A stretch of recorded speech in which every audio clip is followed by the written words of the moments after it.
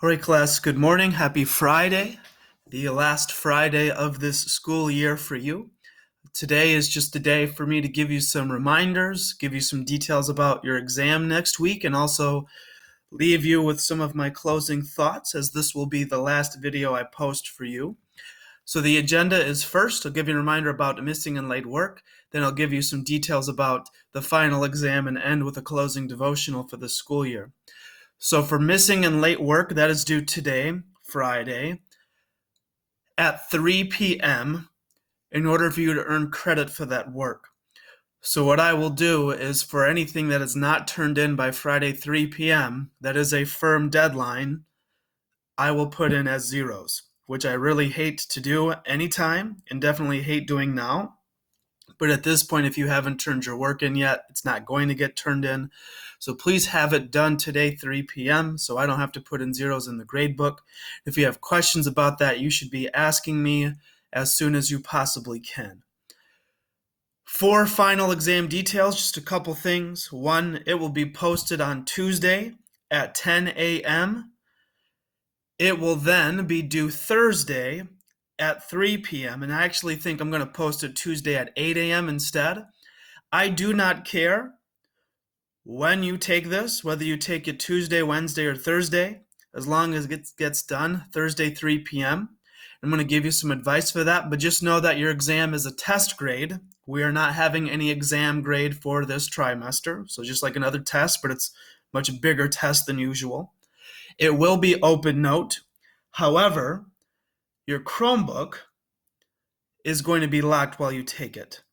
So please make sure that the notes you have are accessible to you in a different way in order for you to utilize them and be able to do your absolute best on this exam, because it will be larger than a regular test.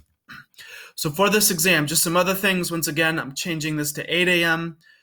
Tuesday, and it'll be due at 3 p.m. Thursday. It's a test grade.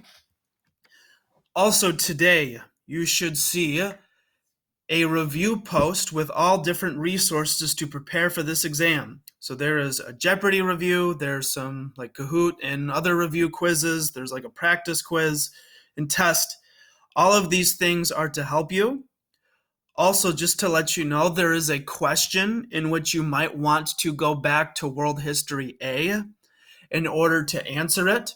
I have posted a Jeopardy review for World History A just to remind you what we talked about. So don't feel like you need to memorize every detail from World History A.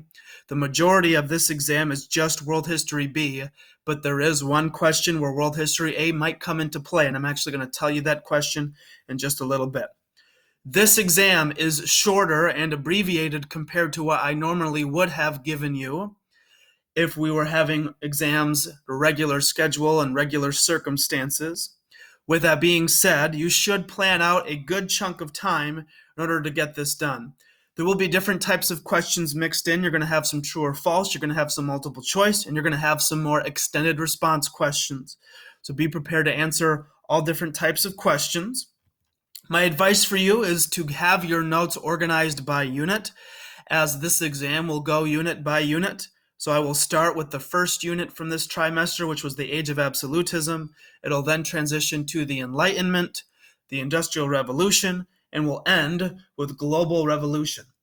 So I would recommend having those notes that you've taken organized by unit, just to be more efficient and effective with your time and the notes that you use.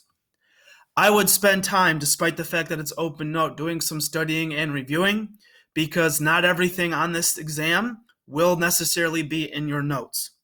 I will promise you there will be no surprises on this exam. It will only cover the information we have learned, and I'm only focusing on the most important and the biggest ideas from each unit.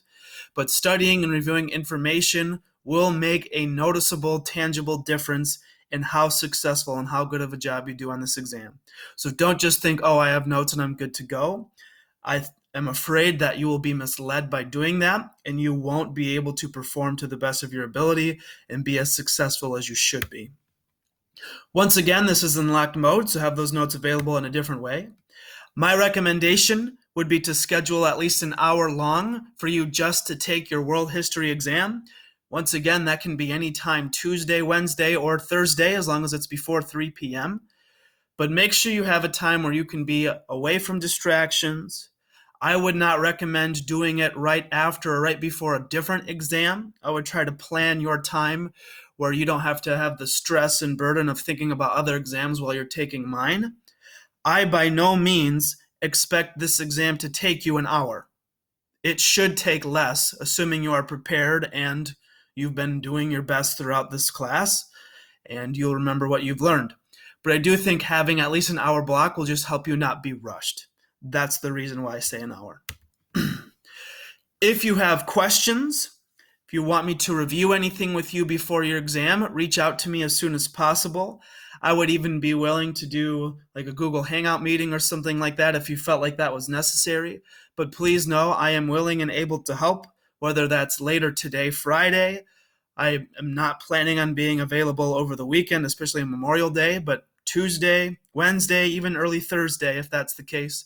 Just let me know and know that I am willing to help the best that I can, and I would encourage you to take advantage of that if you think that is necessary. The last thing is to commit to excellence. I strongly believe that one way for Christians that we can live in a way that's different. Right? Scripture and the Lord calls us to be the salt and light of the earth. He actually uses the word the aroma, so we're supposed to be tangibly different. And I think one way we do that is by doing our work extraordinarily well. And one way we can do that, especially in this time, is seeking to finish well. And I understand that this has been challenging for many, if not most of you. I understand that some of you are in really difficult circumstances, and this online remote learning experience has been really tough. It's definitely been challenging for me, especially since this is my last year at WMC. It's been hard. But I encourage you to finish well, to do your best, and to commit to excellence in this exam, and not just rush through it and get it done because it's the last thing and then have a subpar performance. And I don't even say that so much because of the grade part of that. I say that because I do believe that excellence is part of our calling as Christians to do the absolute best that we can. So if you have questions about your exam, please let me know. Don't forget missing work should be turned in by 3 p.m. today. Last thing I would like to do, well actually first, before I do the last thing, on your exam, the big question on this exam is going to be this question, in which you have to answer that if history is the story of change in the past, which is the definition that I gave you to start world history, then what would the title of the story be based on what we've learned so far in world history A and B? So what you're going to do is create a title. Your title should be something that reflects the types of changes, what's being changed, who's changing it, where it's being changed, how it's being changed, why it's being changed. Reflect on everything we've learned and come up with an original, creative, and appropriate title for how you would describe the story of change that we've talked about just in this class.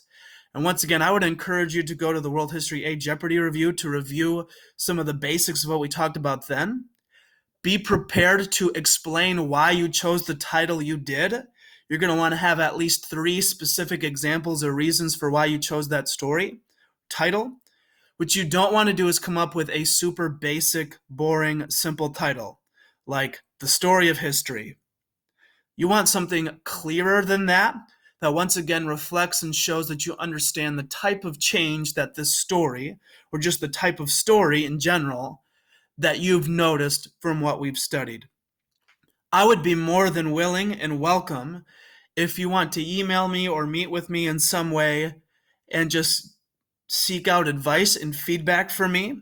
Like if you have a title in mind and you just want to check with me to see whether or not that title would be an appropriate and a good idea, I'd be more than happy to respond to that and give you my personal perception of whether or not I think that story title is something that would be a good response for this exam. So please don't hesitate to ask me questions or seek out feedback from me about this question in particular. This is the biggest question on the exam. It's the last question. So be very prepared ahead of time to answer it by clearly explaining what that title would be, and then being able to explain and support it with at least 3 reasons or examples that once again describe the story of change in the past that you've noticed and World History A and World History B. So then, to end, I would like to leave you with this passage and this kind of closing statement for me. This is 1 Corinthians 15, verse 58. Therefore, my dear brothers and sisters, stand firm. Let nothing move you. Always give yourselves fully to the work of the Lord, because you know that your labor in the Lord is not in vain. My challenge to you is to look at this idea of progress from a Christian perspective and realize that you have been called and equipped and gifted from the Lord with the gifts and abilities He's given to you to commit yourselves to working for the Lord, and that your labor will not be in vain. And if you can fully do that, whether it's in quarantine with this pandemic, whether it's at school, whether it's hanging out with friends, watching a movie, performing in a concert or a play, performing on an athletic field or court or complex, give yourselves fully to the work of the Lord. Your labor and your work will not be in vain. It will not be useless. It will make a noticeable difference in making progress for the kingdom of God. And I just want to end by saying that I'm grateful and thankful for each and every one of you. It's been my privilege and blessing to teach you. I wish you nothing but the best for this summer and for your high school careers moving forward. And may God keep you and bless you and give you peace.